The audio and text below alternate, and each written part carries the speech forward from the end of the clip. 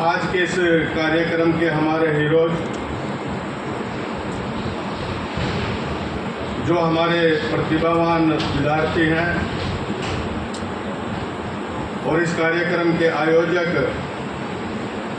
हरियाणा कंबोज सभा के आदरणीय अध्यक्ष और उनकी पूरी टीम, इस कार्यक्रम को कामयाब करने के लिए इंद्री के सभी गांवों से आए हुए सम्मानित साथियों, वंदनीय मातृशक्ति, पत्रकार छायाकार मित्र, सबसे पहले मैं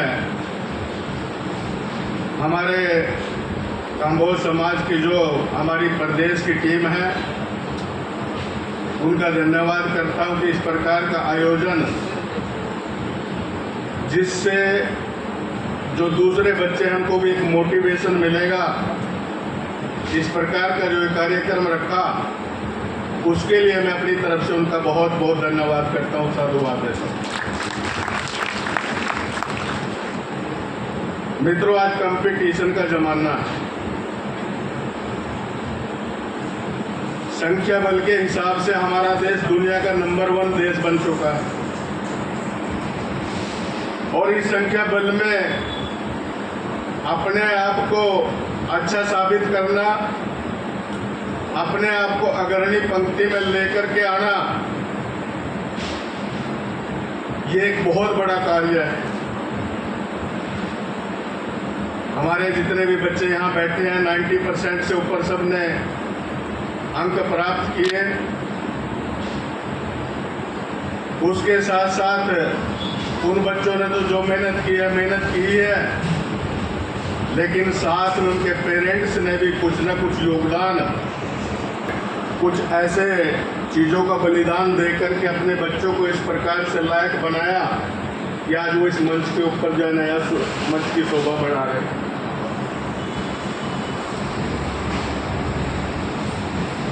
इस कंपटीशन के ज़माने में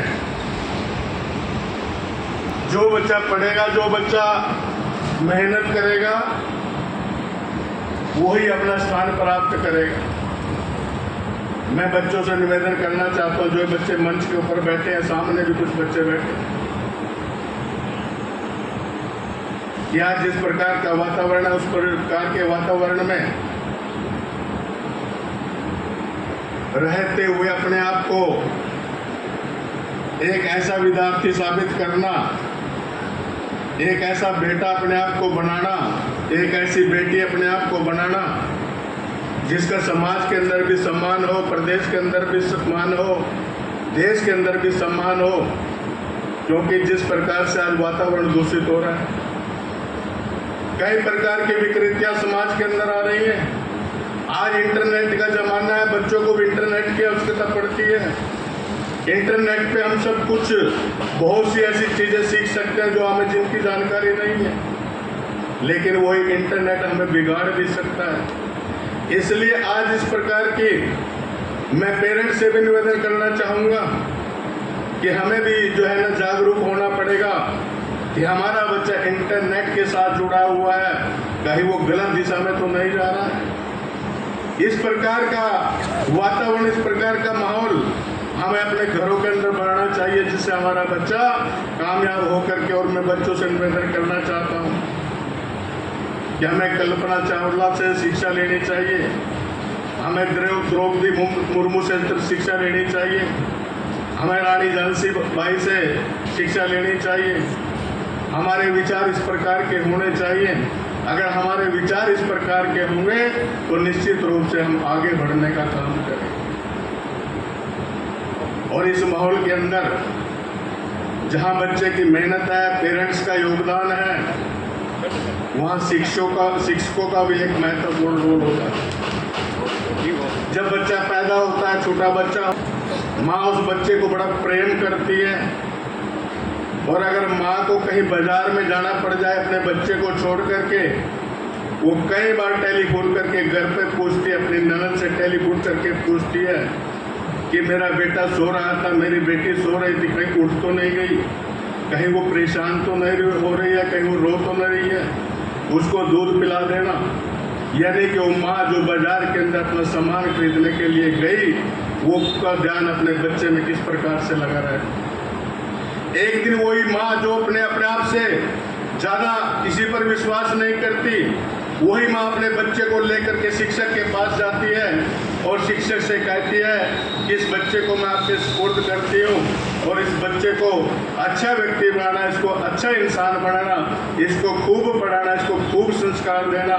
तो ये एक बहुत बड़ा दायित्व जो है ना हमारे शिक्षकों को भी बन जाता है। शिक्षकों को भी जो है इस प्रकार का वातावरण अपने स्कूलों के अंदर, अपने विद्यालयों के अंदर बनाना चाहिए कि जिससे हमारे बच्चे संस्कारवान पैदा हों। खाली कागजी कार्रवाई करके, खाली इनको पढ़ा करके और अच्छे अंक ले लिए, खाली ये काम नहीं होता शिक्षकों का।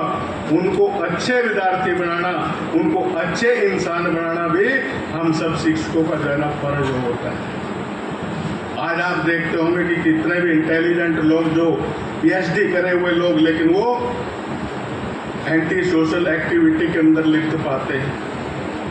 उग्रवादी घटनाओं के अंदर जितने भी लोग पकड़े जाते हैं, कोई PhD, कोई डॉक्टर करा हुआ व्यक्ति पकड़ा जाता है, तो हमें ऐसी शिक्षा की जरूरत नहीं है।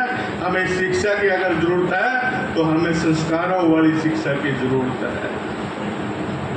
और मैं अपनी बेटियों से एक निवेदन और करना चाहता हूँ, क्या समाज के अंदर इस प्रकार के एलिमेंट भी घूमते हैं, क्योंकि ये उम्र ऐसी होती है, एक आयु ऐसी होती है, हमारी बेटियों के ऊपर बड़ा शिकंजा कसा जाता है। बेटियों को गुमराह करके, उनको अपने प्रेम जाल के अंदर फंसा करके और ऐसा उसका माइंड वॉश कर दिया जाता है। वही बेटियां जाकर के पुलिस के सामने, न्यायालय के अंदर जाकर के कहती है बाप से खतरा है। मैं निवेदन करना चाहता हूँ अपनी बेटियों से कि मेरी बेटियों, कम से कम अपने माता पिता से अपने कन्यादान का अधिकार मत छीनो। आपको जागरूक होना पड़ेगा, आपको मजबूत होना पड़ेगा। इस प्रकार के एंटी सोशल एलिमेंट से आपको जागरूक होकर के अपने आप को स्थापित करना पड़ेगा, अपने आप को आगे बढ़ाना पड़ेगा और अपने देश का, अपने प्रदेश का, अपने परिवार का, अपने समाज का नाम रोशन तभी कर सकते हो कि आप जब एक ही मिशन लेकर के चलेंगे कि मैंने एक अच्छा इंसान बनना है और मैंने कामयाब होना है, तभी जाकर के आप जो है ना कामयाब हो सकते।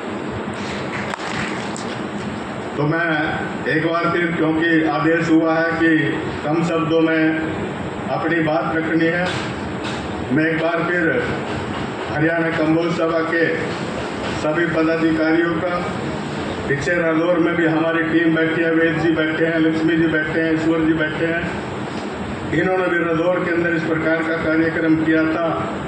वहाँ भी लगभग 2 दर्जन के आसपास बच्चों को सम्मानित किया था। आज भी लगभग 2 दर्जन के करीब बच्चे, हमारे समाज का गौरव बढ़ाने वाले बच्चे आज यहाँ इस मंच पर बैठे हैं। तो ऐसे बच्चे दूसरे बच्चों के लिए प्रेरणा बने, इसके लिए इस प्रकार का वातावरण बनाना, उसके लिए मैं कम्बोज सभा को दिल की गहराइयों से बहुत बहुत साधुवाद देता हूँ, धन्यवाद करता हूँ।